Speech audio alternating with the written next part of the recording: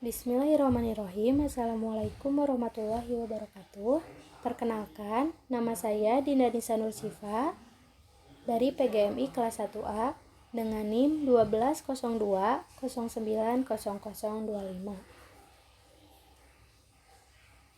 Dalam PowerPoint kali ini, saya akan memaparkan materi mengenai pendidikan lingkungan hidup untuk sekolah dasar kelas 1, yaitu manusia sebagai makhluk sosial. Lalu apa sih manusia sebagai makhluk sosial itu? Maksudnya, manusia merupakan makhluk hidup yang selalu berinteraksi dengan sesama. Manusia sebagai makhluk sosial tidak dapat hidup sendiri, tapi sangat membutuhkan peran orang lain. Tidak bisa kita pungkiri bahwa kita sebagai manusia masih bergantung kepada orang lain, karena dalam hidup kita masih sangat membutuhkan peran orang lain. Manusia juga merupakan makhluk ciptaan Tuhan. Manusia merupakan makhluk individu dan makhluk sosial. Contoh makhluk individu, ketika seorang anak bisa memakai pakaiannya sendiri tanpa bantuan orang tuanya. Di sini, dia berperan sebagai makhluk individu. Anak tersebut tidak bergantung kepada orang lain ataupun bergantung kepada orang tuanya, melainkan anak tersebut hanya bergantung kepada dirinya sendiri, sehingga peran dia di sini yaitu sebagai makhluk individu. Selanjutnya, yaitu contoh makhluk sosial.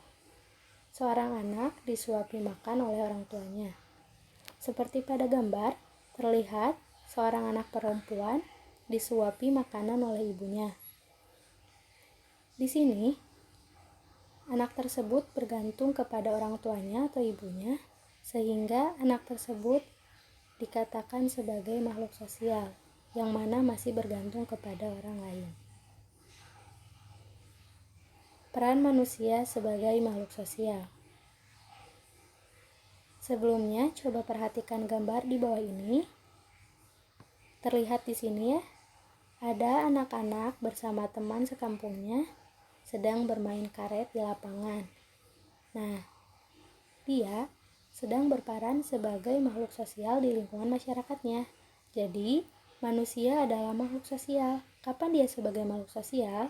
Yaitu ketika saat dia dengan teman-temannya dan ketika berhubungan dengan orang lain. Adapun peran manusia dalam lingkungan sosial, yaitu ketika anak-anak SD mencintai lingkungan, mereka melakukan penghijauan. Setelah itu, mereka membawa bibit tanaman. Jadi di sini dikatakan mereka bagian dari lingkungan sosial.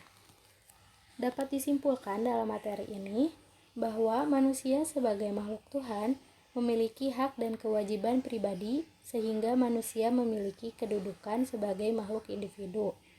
Selain itu, manusia tidak hidup sendiri, sehingga manusia adalah makhluk sosial. Manusia bergantung juga kepada orang lain dan juga alam. Manusia hidup bersama membentuk kelompok yang dinamakan masyarakat. Dalam hidup bermasyarakat, manusia berperan sebagai makhluk sosial yang membangun lingkungan sosialnya. Mungkin cukup sekian pemaparan PowerPoint kali ini. Mohon maaf bila banyak kesalahan. Wabillahi taufiq wal hidayah. Wassalamualaikum warahmatullahi wabarakatuh.